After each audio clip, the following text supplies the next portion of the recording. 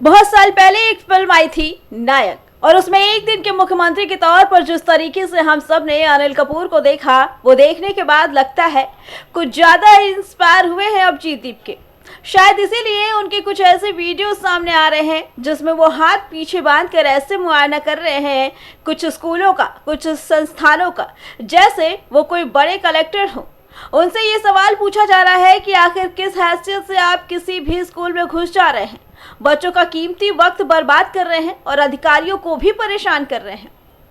अब जरा सोच कर देखिए कि सीजेपी ने दिल्ली के जंतर मंतर पर प्रोटेस्ट करने के बाद धर्मेंद्र प्रधान का इस्तीफा दिलवा ही दिया, क्योंकि कहीं ना कहीं वो मुद्दा सीधे तौर पर देश के छात्रों और नीट के स्टूडेंट से जुड़ा हुआ था।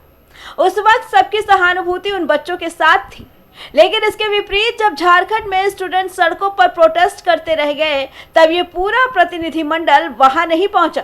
कर्नाटक में छात्रों पर लाठीचार्ज हो गया, आंसू गैस के गोले दागे गए और वहां के मंत्री डंकी की चोट पर बयान दे रहे हैं, लेकिन ये सो कॉल्ड एक्टिविस्ट उन राज्यों से कोसों दूर नजर आए। साफ है कि ऐसे मामलों में चुनिंदा राजनीति साफ तौर पर देखी जा सकती है। अब ताजा मामला पश्चिम बंगाल के मैदानों से सामने आया है, जहां इन एक्टिविस्ट की गतिविधियों को लेकर बड़ा विवाद खड़ा हो गया। सीजेपी और इन चेहरों पर आरोप है कि वे राज्य का माहौल बिगाड़ने की फिराक में हैं। बंगाल में इनके तयशुदा कार्यक्रमों को लेकर स्थानीय स्तर पर विरोध देखने को मिला, जहां आयोजकों ने अंतिम वक्त पर ऑडिटोरियम या स्टेडियम की अनुमति रद्द होने की बात कही। आशुतोष रांका ने मीडिया के सामने आकर ये आरोप लगाया कि शुभेंदु अधिकारी की सरकार और बीजेपी इन कार्यक्रमों को रुकवाने के लिए प्रशासनिक दबाव बना रही है। हालांकि इन दावों के पक्ष में कोई ठोस प्रमाण नहीं मिले कि इस रोक के पीछे सीधे तौर पर सरकार का हाथ था, लेकिन एक बात तय है कि इस तरह के अराजक पैंतरों से निपटने के लिए प्रशासन पूरी तरह मुस्तैद नजर आ रहा है। हमने क्या लड़ाई लड़ी? स्कूल ठीक करने की लड़ाई लड़ी। हम चाहते थे कि इस देश के सभी स्कूल ठीक हों, लेकिन भाजपा की तरफ से क्या हुआ? भाजपा की तरफ से गुंडागर्दी की गई, मारपीट की गई। वेस्ट बंगाल के Bankura district Indus police station का रहने वाला अब्दुल, जो जंतर मंतर पर पहले दिन से हमारे साथ मौजूद था, जिसने प्रोटेस्ट में हिस्सा लिया, वो सिर्फ अपने गांव के सरकारी स्कूल ठीक कराना चाहता था। वो गया, लेकिन जैसे ही वो वापस अपने घर आया, भाजपा के गुंडे आए, उसके साथ मारपीट की और बीच बचाव में जब उसके पिताजी वापस बीच में आए तो उनके साथ भी मारपीट की। उनको इतना मारा कि कल उनकी मौत हो गई। पूरे देश भर में हम लोग शिक्षा की बात कर रहे हैं, हम वोट तो मांगने नहीं जा रहे हैं।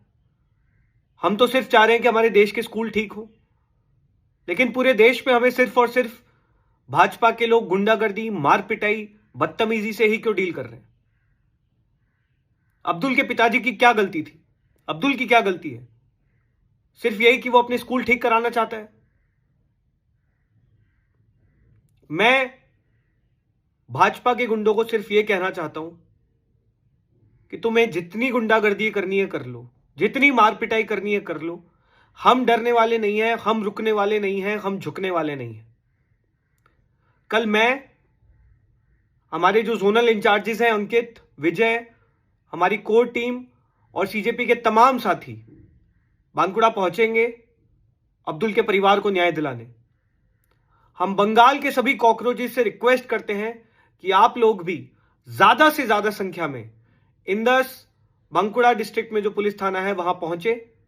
अब्दुल के परिवार को न्याय दिलाना हमारी जिम्मेदारी है और हम तब तक नहीं रुकेंगे जब तक उसके परिवार को न्याय नहीं मिल जाता।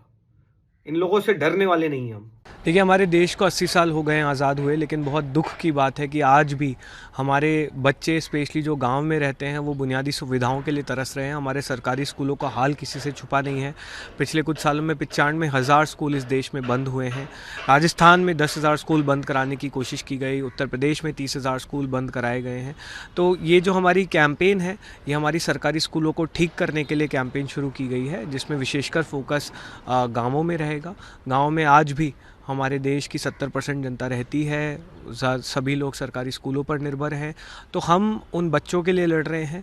हम देश के लोगों से, देशवासियों से आह्वान करते हैं कि आप सभी लोग अपने अपने सरकारी स्कूलों का दौरा करें, उनकी ऑडिट करें, वहाँ के सरपंच, वहाँ के जो सरकारी अफसर हैं, प्रशासन है, उनसे निवेदन करें, रिक्वेस्ट करें कि वो उन स्कूलों को फिक्स करें। और वो स्कूल नहीं ठीक करते हैं तो आप लोग वहाँ पर प्रदर्शन करिए। बुनियादी शिक्षा हमारा संवैधानिक अधिकार होना चाहिए, हमारा फंडामेंटल राइट होना चाहिए, और हम अपने बच्चों का भविष्य बर्बाद नहीं होने देंगे। इस पूरे घटनाक्रम के बीच एक स्थानीय लड़के अब्दुल और उसके परिवार से मुलाकातों का दौर भी काफी चर्चा में है। आशुतोष रांका द्वारा अब्दुल के घर जाकर किए गए दौरों और वीडियोस के जरिए कई तरह के सनसनीखेज दावे किए जा रहे हैं। मारपीट, धमकियों और जबरन गाड़ी में बैठाकर सुनसान जगह ले जाने जैसी बातों को सामने रखकर सोशल मीडिया पर एक अलग ही सियासी नैरेटिव गढ़ा जा रहा है।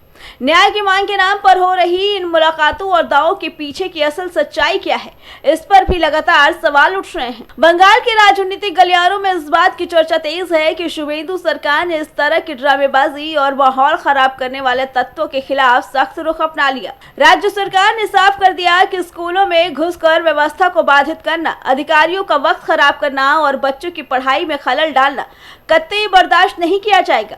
अगर किसी को अपनी बात रखनी है तो उसके लिए लोकतांत्रिक और कानूनी रास्ते खुले हैं, ना कि कानून को ताक पर रखकर सनसनी फैलाई जाए। अब देखना यह है कि क्या बंगाल सरकार की ये सख्ती इन सियासी और सनसनीखेज दौरों पर पूरी तरह लगाम लगा पाती है या आने वाले दिनों में ये टकराव और अधिक तूल पकड़ेगा।